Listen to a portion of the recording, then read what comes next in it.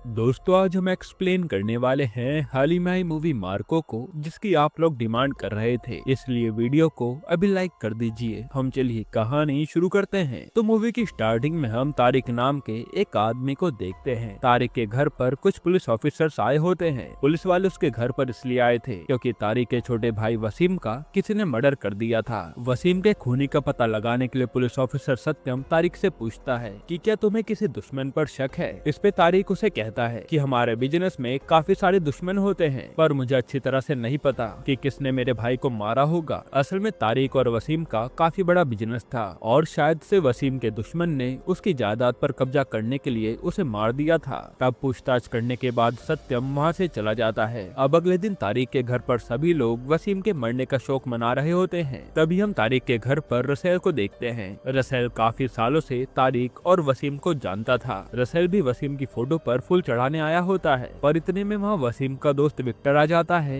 जो कि बचपन से ही देख नहीं सकता था। लेकिन जब वसीम को मारा गया था तब विक्टर भी उसी के साथ था। विक्टर को उस आदमी की स्मेल अच्छे से याद होती है जिसने वसीम को मारा था। साथ ही विक्टर उस खूनी की कार को भी अच्छे से जानता था। तब विक्टर को रसेल के शरीर से वही स्मेल आ रही होती है। इससे विक्टर समझ जाता है कि जरूर रसेल ने ही वसीम को मारा है। इसलिए विक्टर जल्दी से ये बात सभी को बताने जा रहा होता है, मगर रास्ते में रसेल विक्टर को पकड़ लेता है। रसेल भी जानता था कि विक्टर को उस पर शक हो गया है। इसी वजह से रसेल विक्टर को पकड़कर अपने अड्डे पर ले आता है। फिर वो विक्टर से कहता है कि तुम भले ही अंधे हो, पर इसके बाद भी तुमने मुझे पहचान लिया, लेकिन अब मैं तुम्हें हमेशा के लिए मार दूंगा। इतना कहने के बाद रसेल विक्टर को एसिड के कंटेनर में फेंक देता है। एसिड में गिरने की वजह से विक्टर चीखने चिल्लाने लगता है और धीरे धीरे एसिड के अंदर विक्टर का पूरा शरीर जल जाता है और बेरहमी से विक्टर की मौत हो जाती है। हालांकि जब रसेल ने विक्टर को एसिड में फेंका था तब थोड़ा सा एसिड रसेल के हाथ पर भी गिर गया था, इसलिए एसिड की वजह से रसेल का हाथ भी थोड़ा सा जल जाता है। जिसके बाद हम रसेल के डैड टॉनी को देखते हैं। टॉनी एक बहुत बड़ा गैंगस्टर होता है। जो भी इंसान टॉनी की बात नहीं मानता था उसे टॉनी मौत के घाट उतार देता है। रसेल टॉनी को विक्टर के मरने की बात बता देता है। ये सुनने के बाद टॉनी बहुत ज्यादा घबरा जाता है क्योंकि विक्टर का भाई टॉनी से भी बड़ा आदमी था। टॉनी अपने बेटे से कहता है कि तुम लोग विक्टर की लाश को कहीं फेंक दो और किसी को भी उसकी लाश नहीं मिलनी चाहिए, वरना विक्टर का बड़ा भाई हमें जिंदा नहीं छोड़ेगा। तब टोनी के कहने पर रसेल और उसका आदमी देवराज विक्टर की लाश को नदी में फेंक देते हैं, लेकिन वो लाश नदी से बहते हुए किनारे पर आ जाती है। अब अगले दिन पुलिस ऑफिसर को नदी के पास विक्टर की लाश पड़ी हुई मिलती है, तो सभी लोग सोच में पड़ जाते हैं कि आखिर विक्टर को किसने मारा होगा। फिर सत्यम विक्टर की गर्लफ्रेंड ईशा से विक्टर के बारे में पूछताछ कर रहा होता है। ईशा उसे बताते है कि विक्टर मुझे बहुत प्यार करता था और किसी ने जानबूझकर विक्टर को मारा है। यहाँ ईशा विक्टर की मौत से काफी ज्यादा दुखी थी और हमें पता चलता है कि ईशा और विक्टर ने साथ में जिंदगी जीने के लिए काफी सारे सपने देखे थे, पर विक्टर की मौत के बाद सारे सपने चूर चूर हो गए। फिर विक्टर की बॉडी को पोस्टमार्टम के लिए भेज दिया जाता है और रिपोर्ट से सबको पता चलता है कि विक्टर को एसिड में जलाकर मारा गया है। इसके बाद कमिश्नर सत्यम से कहते हैं कि वसीम और विक्टर का केस एक दूसरे से जुड़ा हुआ है, पर जिसने भी विक्टर को मारा है वो जिंदा नहीं बच पाएगा क्योंकि विक्टर के दो बड़े भाई हैं, जॉर्ज और मार्को। जॉर्ज विक्टर का बड़ा भाई है और मार्को को जॉर्ज के पापा ने अडॉप्ट किया था। मार्को तो एक दरिंदा है, वो अपने भाई का बदला जरूर लेने आएगा। जिसके बाद हम जॉर्ज को देखते हैं जो अपने भाई की मौत पर मन ही मन रो रहा होता है। साथ ही जॉर्ज की छोटी बहन नैन्सी भी अंदर से बहुत दुखी होती है। इतने में जॉर्ज अपने आदमियों से कहता है कि मार्को कुछ काम से बाहर गया है, इसलिए तुम लोग मार्को को विक्टर के बारे में कुछ मत बताना। और जॉर्ज ने ये सब इसलिए कहा था क्योंकि वो मार्को को इस खून खराबे से दूर रखना चाहता है, वरना वो कोहराम ला सकता है। दूसरी तरफ जॉर्ज के बच्चे आपस में बातें कर रहे होते हैं कि जब भी हमारे परिवार पर मुसीबत आई है तब मार्को अंकल ने ही हमारी मदद की है। खैर, अब पास्ट में हमें मार्को के बारे में दिखाया जाता है। एक दिन जॉर्ज अपने घर में बैठा होता है, तभी उसे जॉनी नाम के एक गुंडे का कॉल आता है। जॉनी उसे कहता है कि मैंने तुम्हारे भाई को किडनैप कर लिया है, अगर तुमने मुझे 4 किलो सोना नहीं दिया तो मैं उसे हमेशा के लिए मार दूंगा। जॉनी की धमकी सुनने के बाद जॉर्ज काफी घबरा जाता है और वो पूरे घर में अपने भाई विक्टर को ढूंढने लगता है। तभी उसे घर में विक्टर दिखता है और उसे देखने के बाद जॉर्ज को चैन की सांस आती है। हालांकि यह जॉर्ज समझ जाता है कि जॉनी ने गलती से विक्टर की जगह मार्को को किडनैप कर लिया है और अब मार्को जॉनी को कुत्ते की मौत मारने वाला था। फिर जॉनी अपने गुंडों के साथ मार्को के पास आता है तो मार्को जॉनी से कहता है कि तूने गलत आदमी से पंगा ले लिया। ये कहने के बाद मार्को जॉनी के सभी आदमियों को दौड़ा दौड़ा कर मारने लगता है और फिर वो धीरे धीरे सारे लोगों को मार डालता है। फिर आखिर में वो जॉनी को भी भगवान के पास पहुंचा देता है। जिसके बाद अगले दिन जॉर्ज के घर पर उसकी बहन नैन्सी आती है। वहाँ नैन्सी जॉर्ज से कहती है कि हम तीनों भाई बहन को जायदाद बांट लेनी चाहिए। इस पे जॉर्ज कहता है कि मार्को भी तो हमारा भाई है, इसलिए जायदाद के 4 हिस्से होंगे। ये सुनकर नैन्सी को गुस्सा आ जाता है और वो कहती है कि मार्को को तो पापा सड़क से उठाकर लाए थे, उसका हमारी जायदाद में क्या हिस्सा होगा। तब जॉर्ज उसे कहता है कि पापा मार्को को बड़े प्यार से हमारे घर लाए थे, इसलिए मार्को भी हमारी जायदाद का बराबरी का हिस्सेदार होगा। इतने में विक्टर भी वहाँ आ जाता है। विक्टर नैन्सी से कहता है कि दीदी आप बस जायदाद के लिए यहाँ आई हो, पर मुझे तो जायदाद से ज्यादा मार्को पसंद है। विक्टर की बात सुनकर जॉर्ज को भी काफी अच्छा लगता है। अब विक्टर मार्को के पास आता है जहाँ मार्को अकेले में स्मोकिंग कर रहा था, पर उसी समय जॉर्ज भी मार्को के पास आ जाता है। जॉर्ज मार्को को स्मोकिंग करते हुए देख लेता है और यह जॉर्ज को किसी का भी स्मोकिंग करना पसंद नहीं था, इसलिए वो मार्को पर काफी गुस्सा भी होता है। लेकिन मार्को अपने बड़े भाई को एक भी उल्टा जवाब नहीं देता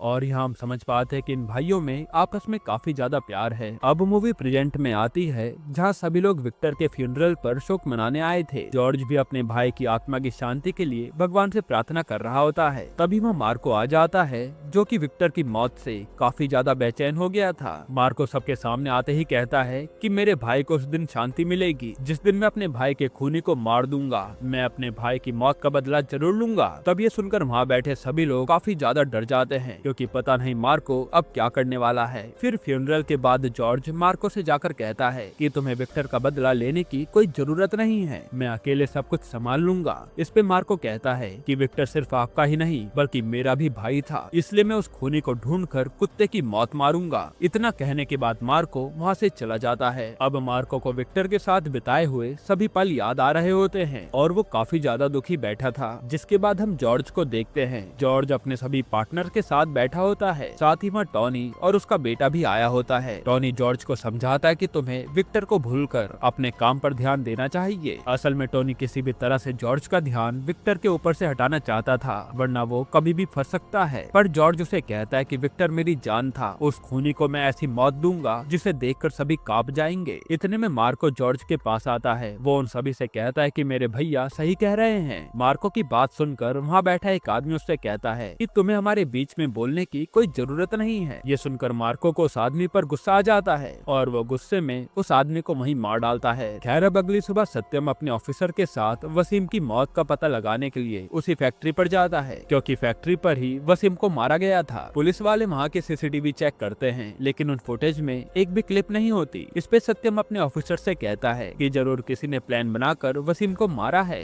और वसीम को मारने के बाद उस आदमी ने सीसीटीवी के सारे फुटेज डिलीट कर दिए होंगे। वहीं दूसरी तरफ टोनी देवराज और रसेल से कहता है कि तुम लोगों को मार्को से सोच समझकर बात करनी होगी। अगर मार्को को तुम पर शक हुआ तो वो तुम्हें भी मार देगा। तब रसेल और देवराज मार्को के सामने ऐसा बिहेव करते हैं कि वो दोनों विक्टर की मौत पर काफी ज्यादा दुखी हैं। हालांकि अंदर ही अंदर वो दोनों मार्को को मारने का प्लान बना रहे थे और यह मार्को को उन दोनों पर जरा भी शक नहीं होता। जिसके बाद मार्को रसेल के साथ मिलकर विक्टर की मौत के पीछे की वजह ढूंढने लगता है। साथ ही मार्को सत्यम से भी जाकर विक्टर के केस के बारे में पूछता है। सत्यम उसे बताता है कि तुम्हारे भाई को एसिड में डुबाकर मारा गया है। ये सुनने के बाद तो मार्को की आग और भी भड़क जाती है कि मेरा भाई कितना ज्यादा तड़पा होगा। दूसरी तरफ टोनी तारिक से कहता है कि मार्को तुमसे भी आकर सवाल पूछ सकता है, इसलिए तुम सोच समझकर उससे बात करना। तब तारिक टोनी के कहने पर मार्को से संभलकर बात करता है। साथ ही तारिक मार्को से झूठ कहता है कि मैं नहीं जानता कि विक्टर को किसने मारा है, शायद से विक्टर की मौत एक एक्सीडेंट होगी।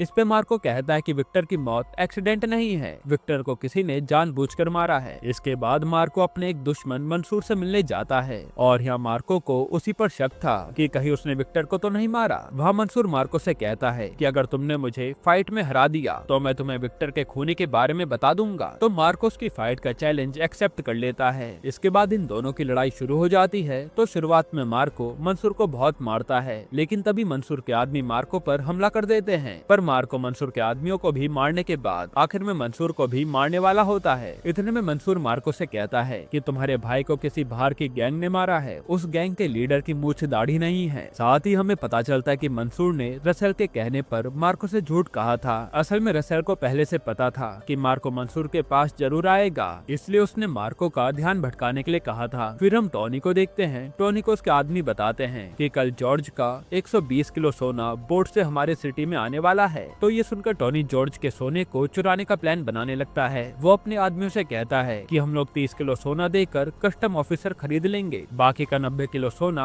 हम लोग अपने पास रख लेंगे और हम जॉर्ज को बताएंगे कि कस्टम ऑफिसर ने तुम्हारा सारा सोना अपने कब्जे में ले लिया। इससे जॉर्ज को किसी पर भी शक नहीं होगा। जिसके बाद देवराज कस्टम ऑफिसर को खरीद लेता है। साथ ही वो उसे जॉर्ज के 120 किलो सोने की लोकेशन भी बता देता है, जिससे टोनी का काफी ज्यादा फायदा होता है। फिर अगले दिन देवराज जॉर्ज को जाकर बताता है कि तुम्हारा सोना ऑफिसर ने पकड़ लिया है। ये सुनकर जॉर्ज सोच में पड़ जाता है कि आखिर किसने ऑफिसर को हमारे सोने की लोकेशन बताई होगी। फिर जॉर्ज देवराज से कहता है कि मैं उस आदमी को ढूंढकर मार दूंगा जिसने मुझसे गद्दारी की है। ये सुनकर देवराज टेंशन में आ जाता है कि कहीं जॉर्ज को सारी सच्चाई पता न चल जाए, इसलिए वो जॉर्ज को कार में ही चाकू मारने की कोशिश करता है और जॉर्ज देवराज को देख लेता है। हालांकि यहाँ चाकू लगने की वजह से जॉर्ज की हालत काफी ज्यादा खराब हो जाती है। फिर जॉर्ज के आदमी उसे जल्दी से हॉस्पिटल लेकर जाते हैं और हॉस्पिटल में उसका इलाज चालू हो जाता है। तभी वहाँ मार्को भागते हुए आता है और मार्को अपने बड़े भाई की हालत देखकर काफी ज्यादा दुखी था। इतने में टोनी मार्को को बताता है कि तुम्हारे भाई को देवराज ने चाकू मारा है और यहाँ टोनी ने जानबूझकर ये गेम खेला था जिससे मार्को को टोनी पर विश्वास हो सके। दूसरी तरफ टोनी देवराज से कहता है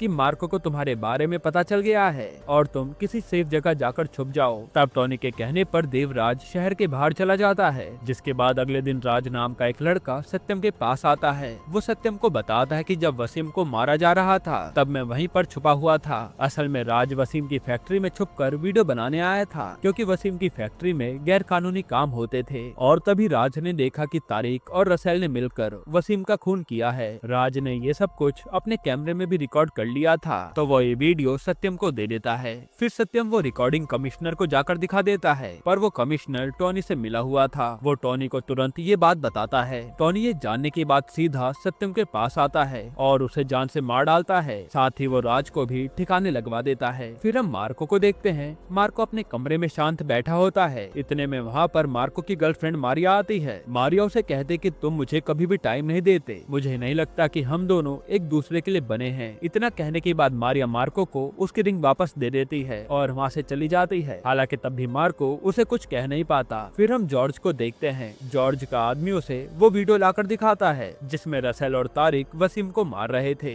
हमें पता चलता है कि असल में सत्यम को कमिश्नर पर शक हो गया था, इसलिए उसने मरने से पहले जॉर्ज के एक आदमी को वो वीडियो दे दी थी। तब जॉर्ज ये सब देखकर समझ जाता है कि रसेल ने वसीम और विक्टर को मारा है, क्योंकि जॉर्ज ने रसेल के हाथ पर एसिड के निशान देखे थे। जिसके बाद जॉर्ज जल्दी से मार्को को कॉल करता है, पर उस समय मार्को रसेल के साथ कहीं जा रहा था और कॉल पर जॉर्ज मार्को को सारी बात बता देता है। लेकिन जब तक मार्को रसेल को कुछ कर पाता, उससे पहले रसेल के आदमी मार्को और उसके दोस्त अनवर को बांध देते हैं। फिर रसेल उसे कहता है कि आखिरकार तुम्हें सारी सच्चाई पता चल ही गई, मगर मैं तुम्हें बदला लेने के लिए जिंदा नहीं छोड़ूंगा। फिर रसेल मार्को के सामने बड़ी बेरहमी से अनवर का एक हाथ काट देता है और अनवर जोर जोर से चिल्लाने लगता है। अपने दोस्त को तड़पते हुए देखकर मार्को को और भी ज्यादा गुस्सा आ जाता है। फिर जब रसेल मार्को को मारने वाला होता है, तब मार्को किसी तरह से रसेल और उसके आदमियों को मारना शुरू करता है और फिर वो एक एक करके रसेल के सभी आदमियों को मार देता है। फिर वो रसेल को भी बुरी तरह से तड़पाता है। इसके बाद मार्को अनवर को ले जाकर कार में बैठा देता है। उसे कार में बैठाने के बाद मार्को गुस्से में रसेल को मारने जाता है, पर तभी टोनी मार्को को कॉल करके कहता है कि अगर तुमने मेरे बेटे को मारा तो मैं विक्टर की गर्लफ्रेंड को मार दूंगा